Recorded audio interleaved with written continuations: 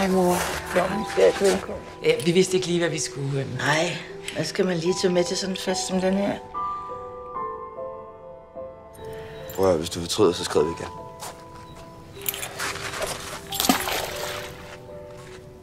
Hvad er Dennis? Du får også et kram. Nå, for søren. Hvorfor har du taget ham med? Dennis er min kæreste. Nå, okay, det er sjovt, fordi var det ikke sidste uge, du ringede stortudet og sagde, han var moralsk og følelsesmæssig som en 8-årig? Jeg kan også bare vente noget. Ja, det kan du også bare. Tror du kunne i den her weekend, fordi om 2 dage det her nemlig overstået, tror du så, du kunne tilsidesætte din egen behov, så mor kunne få den weekend, hun gerne vil have? Smil. Sig ost. Ost. Jeg kunne ikke have tænkt mig et bedre sidste måltid. Skål, Løster.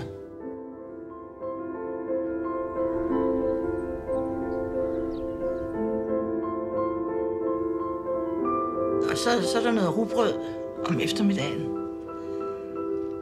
Og så kører I klokken 6.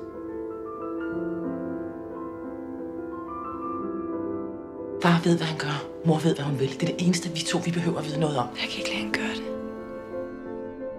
Hun har ikke lært mig nok endnu. Jeg ved slet ikke, hvordan man gør noget. Jeg kan simpelthen ikke sige Du skal bestemme, hvad jeg skal gøre. Vi har gjort, hvad vi kunne. Har vi? Jeg står helt og får lyst til lidt joint. Hvis der ikke er nogen af jer, der har noget mod det.